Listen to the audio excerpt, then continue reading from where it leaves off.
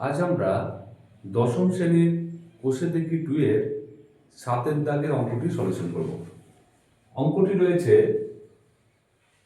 বার্ষিক 6% সরল সুদের হারে কোনো টাকা কত বছরে দ্বিগুণ হবে হিসাব করে লিখি। তাহলে বার্ষিক 6% সরল সুদের হারে মানে এখানে সুদের হার বলে দেওয়া রয়েছে 6%। কোনো টাকা কত বছরে দ্বিগুণ হবে হিসাব করে লিখি। আচ্ছা, কোনো টাকা কত বছরে, হ্যাঁ, তাহলে আমাদের এখানে টাইম বের করতে হবে। আর এখানে যে কোনো টাকা বলেছে সেই টাকাটা আমরা ধরে নেব। তাহলে আমরা যেমন প্রথমে রয়েছে বার্ষিক সরল সুদের হার। আচ্ছা, মনে করি আসলটা আমরা ধরে নিচ্ছি প্রথমে। তাহলে মনে করি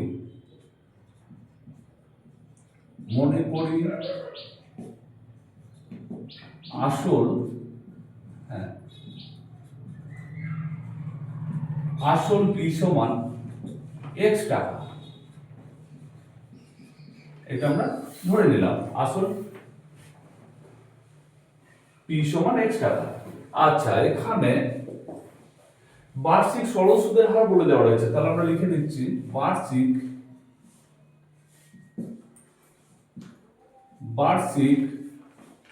সরল সুদের হার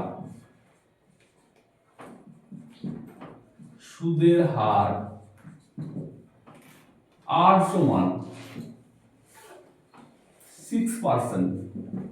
তাহলে আর সমান 6%। এইবার এখানে যে কথাটা বলেছে দেখো, বার্ষিক 6% সরল সুদের হারে কোনো টাকা কত বছরে দ্বিগুণ হবে হিসাব করে লিখি। তো আমি এই লাইনটাই লিখছি, এবার আমরা যে আসল ধরলাম সেই আসল ধরে এই লাইনটাই আমি একবার লিখছি। দেখো যে আমি লিখছি বার্ষিক 6% সরল সুদের হারে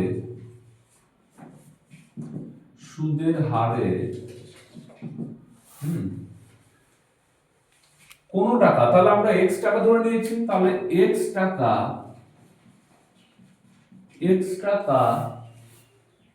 কত বছরে, আচ্ছা আমরা t বছরে ধরে নিলাম তাহলে t বছরে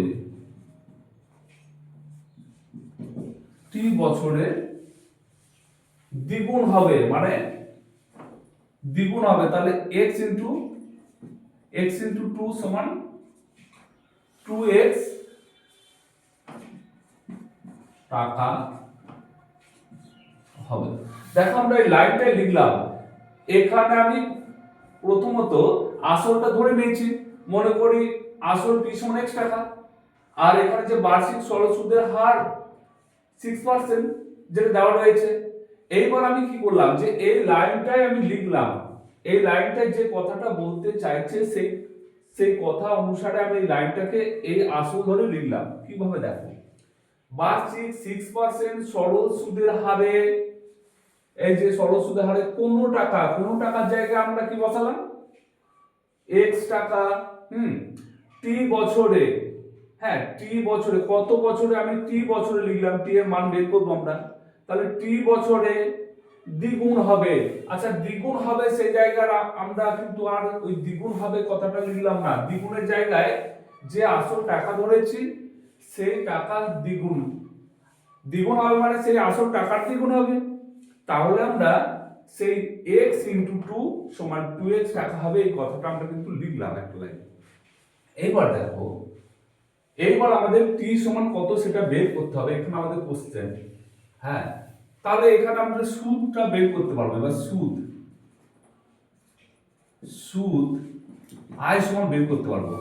এখানে যে দ্বিগুণ হবে, দ্বিগুণ হলে যে টাকা দ্বিগুণ 3 গুণ হয় সেটা সুদ বেড়ে হয়, তাই তো? আসলের সঙ্গে সুদটা অ্যাড হয় এর সঙ্গে, সেই জায়গায় এখানে সুদ সমান আমরা সেই দ্বিগুণ টাকা বা সুদাসল, হ্যাঁ, যেটা হবে সেটা থেকে আমরা আসলটা বিয়োগ করব। তাহলে এখানে যে এইটা রয়েছে এটা হচ্ছে সুদ আসল, দ্বিগুণ মানে সুদের সঙ্গে আসল যোগ হয়ে আছে, তাহলে এখানে 2x মাইনাস আসল হচ্ছে x সমান হচ্ছে x টাকা। তাহলে আমরা সুদও এখান থেকে কিন্তু বের করতে পারলাম। এইবার আমাদের বের করতে হবে সময় t সমান হচ্ছে কত, এইটা আমাদের কোশ্চেন। তাহলে t সমান আমরা বের করব। তাহলে আমরা যে এক্ষেত্রেও সে একই সূত্র অ্যাপ্লাই করব, কি না i equal to p RT by 100, এই সূত্র। এইবার অতএব আমরা t সমান বের করব। তাহলে t সমান এখানে t সমান কি হয়ে যাবে না, t সমান হলে এখানে i এর সঙ্গে 100 গুণ হয়ে উপরে বসে i ইনটু 100, আর t কে আমরা এদিকে নিয়েছি, তার মানে পড়ে আছে pr, তাহলে pr টা নিচে বসে গেল pr, তাহলে এটা হচ্ছে ফর্মুলা। এইবার আমরা বসিয়ে দেব p এর মান, হ্যাঁ, সুদের হার, আসল, সে মানগুলো বসিয়ে নেব। কত, এখানে i সমান হয়েছে কত x, i x ইনটু 100 বসে গেল, p সমান কত দেওয়া আছে আসল x ইনটু r সমান কত দেওয়া রয়েছে 6%, তাহলে x কেটে গেল, এখানে 3 2 6 আর এখানে হচ্ছে 50 2 100 সমান হয়ে গেল 50/3। আচ্ছা 50 কে আমরা 3 দিয়ে ভাগ করে নেব,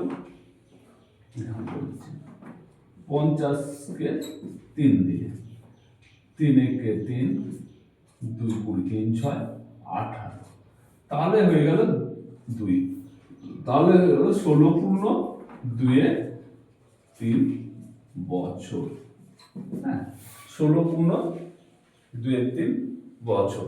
তাহলে আমরা লিখতে পারি বার্ষিক 6% সরল সুদের হারে কত টাকা, হারে কোনো টাকা কত বছরে দ্বিগুণ হবে। হ্যাঁ, তাহলে আমরা লিখছি নির্ণয় সময়, এরকম ভাবে না লিখে নির্ণয় সময় t সমান এত বছর লিখতে পারি। নির্ণয় সময়, হ্যাঁ t সমান 16 পূর্ণ 2 এর 3 বছর। তাহলে সাতের দাগের অঙ্কটি সলিউশন।